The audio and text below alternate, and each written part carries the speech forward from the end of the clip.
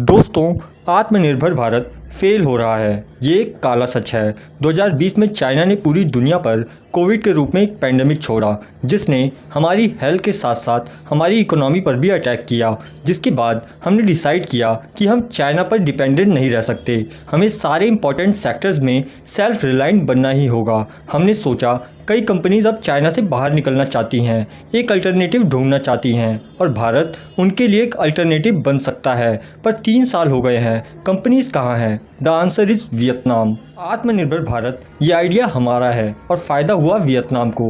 आज का ये वीडियो भारत को क्रिटिसाइज़ करने के लिए नहीं है, लेकिन ये समझने के लिए है कि वियतनाम जैसा छोटा देश आज डेवलपमेंट के लिए क्या कर रहा है और इससे हमें क्या सीख लेनी चाहिए। हम भारत के प्रॉब्लम्स के बारे में एक कंस्ट्रक्टिव तरीके से सॉल्यूशन को माइंड में रखते हुए वीडियो बनाना चाहते हैं, तो वीडियो को पूरा ज़रूर देखना और वीडियो पसंद आए तो वीडियो को लाइक ज़रूर करना। चैप्टर 1, वियतनाम इम्पॉर्टेंट क्यों है। दोस्तों, जब भी आपने जूता खरीदा होगा तो उस पर मेड इन चाइना लिखा हुआ ज़रूर देखा होगा, लेकिन अगर आपने ऑब्ज़र्व किया हो कि 2020 के बाद ज़्यादातर जूते चाइना से नहीं बल्कि वियतनाम से आते हैं। क्या है वियतनाम और क्यों भारत के दुकानदारों को यहाँ पर चीज़ें बनाने के बजाय वियतनाम से 1000 किलोमीटर दूर से चीज़ों को इंपोर्ट करना सस्ता पड़ता है। जहाँ भारत की आबादी 140 करोड़ से ज़्यादा है, वहीं वियतनाम में केवल 10 करोड़ लोग रहते हैं, लेकिन वहाँ के हर इंसान की एवरेज इनकम यहाँ के इंसान से ऑलमोस्ट डबल है। 2020 में कोविड के समय जहाँ भारत की इकोनॉमी 6% से गिर गई, वहीं वियतनाम की इकोनॉमी उस साल भी 2.8% से ग्रो हुई। ये है आज की बात, लेकिन 1970s और 1980s में वियतनाम की इकोनॉमी दुनिया की वर्स्ट इकोनॉमी हुआ करती थी। ये देश अमेरिका और चाइना जैसे देशों से वॉर लड़ चुका है और इससे ये देश गरीबी के एक ऐसे छोर पर पहुंच गया था कि यहाँ के 80% लोगों के पास खाना ही नहीं हुआ करता था।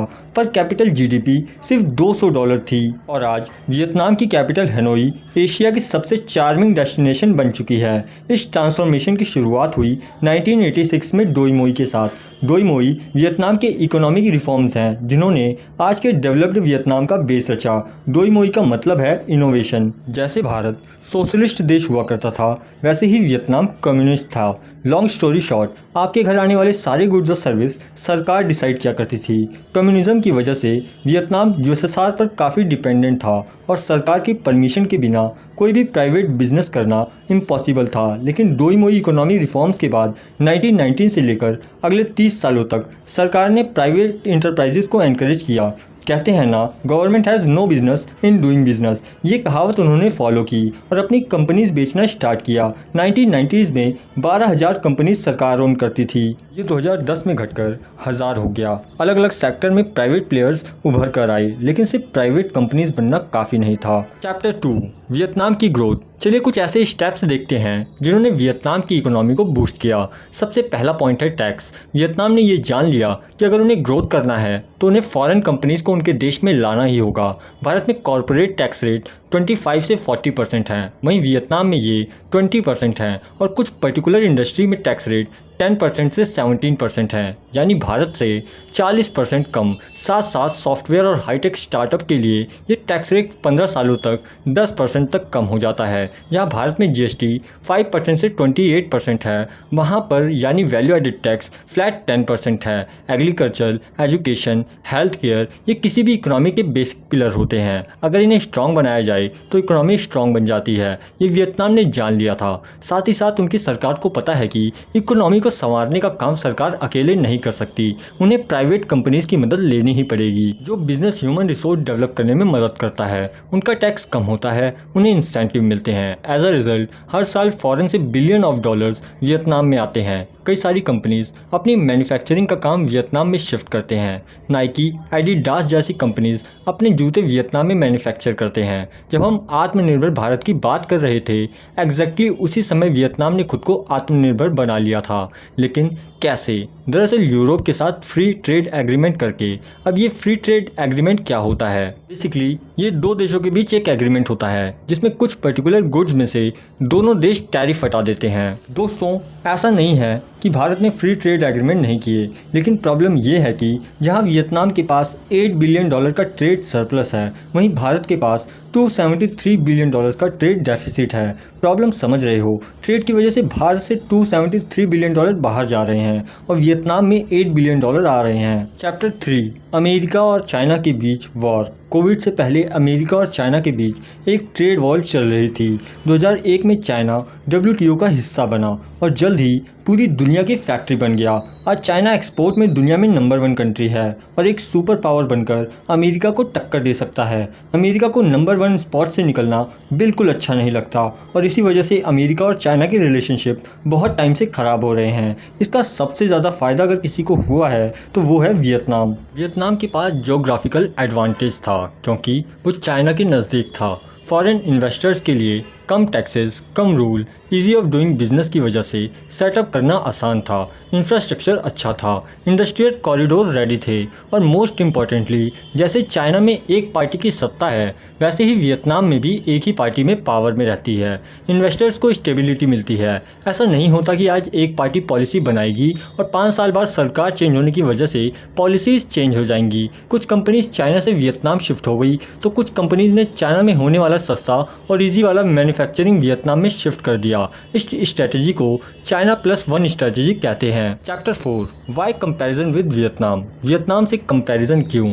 हमें भारत को किसी भी और देश से कंपेयर करना बिल्कुल भी अच्छा नहीं लगता क्योंकि हर देश में कुछ पॉजिटिव और कुछ नेगेटिव होते हैं। भारत में बैठे बैठे नेगेटिव चीज़ें ज़्यादा नोटिस होती हैं और फिर हम हमेशा भारत के नेगेटिव को किसी और देश के पॉजिटिव से कंपेयर करते हैं, जो कि फेयर नहीं है। लेकिन वियतनाम भारत में बहुत सारी सिमिलैरिटीज़ हैं, जैसे कि यंग पॉपुलेशन। वियतनाम के 55% लोग अंडर 35 हैं और भारत के भी 52% लोग 35 की एज से कम है। एक यंग पॉपुलेशन एक देश के लिए असेट बन सकता है क्योंकि उनके आगे उनकी पूरी लाइफ पड़ी होती है। वो तरक्की कर सकते हैं, देश की इकोनॉमी में कंट्रीब्यूट कर सकते हैं। जैसे वियतनाम में 1986 में इकोनॉमिक रिफॉर्म्स हुए, वैसे ही भारत में 1991 में लिबरलाइजेशन, ग्लोबलाइजेशन, प्राइवेटाइजेशन हुआ, जिससे अपॉर्चुनिटीज़ बढ़ी, लोगों की सैलरीज बढ़ी, परचेजिंग पावर भी बढ़ी। इसका मतलब ये बिल्कुल नहीं है कि हम वियतनाम से पीछे हैं। इसका मतलब ये है कि वियतनाम ने जो चमत्कार करके दिखाया है वो भारत को भी करना पॉसिबल है और जहाँ तक स्कोप है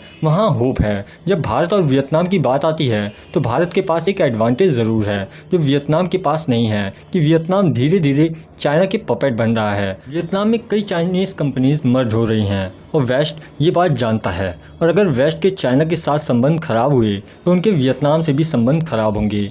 स्टील का एग्जांपल लेते हैं। डोनाल्ड ट्रंप का कहना है कि वियतनाम से आने वाला स्टील एक्चुअली चाइनीज़ स्टील है और वियतनाम और चाइना मिलकर उन्हें मामू बना रहे हैं। तो उन्होंने वियतनाम से होने वाले सारे स्टील इंपोर्ट पर 400% टैरिफ लगाए। यानी वियतनाम चाइना का एक अल्टरनेटिव नहीं है बल्कि टेम्पररी फिक्स है। यानी जब डेवलप्ड देश चाइना का अल्टरनेटिव नहीं ढूंढते तो वो वियतनाम का इस्तेमाल करते हैं। बाकी के एशियन देशों के लिए एक गुड न्यूज़ है। कुछ ही समय पहले एक न्यूज़ आई थी कि अब एडिडास और नाइकी तमिलनाडु में शूज़ बनाना स्टार्ट करने वाले हैं। This is a huge step for India जो हमको आत्मनिर्भरता की ओर तेज़ी से ले जा सकता है। फॉक्सकॉन जैसी कंपनीज कर्नाटका में चिप्स बना रही हैं और टाटा के साथ जॉइंट वेंचर करके हमें सेमीकंडक्टर स्टार्ट कर रहे हैं, लेकिन इन सभी चीज़ों में टाइम लगेगा। दुनिया के किसी भी फास्ट ग्रोइंग देश को देखो तो ये बात कॉमन होती है। सिंगापुर, यूएई, थाईलैंड और इवन वियतनाम, हमें भी लॉन्ग टर्म में भारत को आत्मनिर्भर करने में फोकस करना होगा। हमारी जीडीपी का कुछ 15% मैन्युफैक्चरिंग से आता है। यह आंकड़ा बढ़कर 25% तक जाना ही होगा ताकि हम हमारे डोमेस्टिक नीड्स फुलफिल करके दुनिया के नीड्स पूरी कर पाएँ। नेट इंपोर्टर नहीं, नेट एक्सपोर्टर बन पाएँ, जैसे हमने पिछले 30 सालों में सर्विस में कमाल किया है। जैसे हमने सर्विस सेक्टर के लिए बेंगलोर, हैदराबाद, नोएडा जैसे हब्स बनाए हैं, वैसे ही हमें आने वाले 30 सालों में मैन्युफैक्चरिंग हब्स बनाने होंगे। दोस्तों, इस वीडियो की शुरुआत हमने एक स्टेटमेंट के साथ की कि आत्मनिर्भर भारत फेल हो रहा है, लेकिन ये पूरा सच नहीं है क्योंकि पेंडेमिक के बाद जहां पूरी दुनिया रिसेशन से जूझ रही है, वहीं हम 6% के रेट से आगे बढ़ रहे हैं। स्टील, इलेक्ट्रिसिटी, कंस्ट्रक्शन, माइनिंग, इन सारी इंडस्ट्रीज़ में इन्वेस्टमेंट बढ़ रही है। At the same time MSMEs छोटे बिजनेस को लोन मिलना आसान हो रहा है। पिछले साल एमएसएमईज़ में 37 बिलियन रुपीज़ के लोन उठाए। What does it means? लोगों में कॉन्फिडेंस है खुद का बिजनेस स्टार्ट करने का। इसका फ़ायदा भारत के फाइनेंशियल सेक्टर को भी होगा क्योंकि बैंक्स का कॉन्फिडेंस बढ़ेगा। लोग लोन लेकर अच्छे बिजनेस स्टार्ट कर रहे हैं और अपनी किस्तें चुकाकर देश की जीडीपी को दुगनी स्पीड से आगे ले जा रहे हैं। छोटे बिजनेस उभर रहे हैं जो कल के मल्टी मिलियन बिजनेस हो सकते हैं। ये एक फैक्ट है। हम जैसे दुनिया की फार्मेसी हैं वैसे ही दुनिया की फूड बैंक क्यों नहीं बन सकते? एग्रीकल्चरल एक्सपोर्ट्स क्यों नहीं बढ़ा सकते? हम हैंडलूम, फैशन, हैंडीक्राफ्ट, आर्ट जैसे कई इंडस्ट्रीज़ में आगे क्यों नहीं बढ़ सकते? अपॉर्चुनिटीज़ की कोई सीमा नहीं होती अगर उनका फ़ायदा लेने का इरादा हो तो। हमें अपने देश के हर सेक्टर पर ध्यान देना होगा और उनको ग्रो कराना होगा, तभी हमारे देश का विकास होगा। दोस्तों, वीडियो देखने के लिए शुक्रिया। अगर आपको वीडियो इन्फॉर्मेटिव लगी हो तो वीडियो को लाइक ज़रूर करें।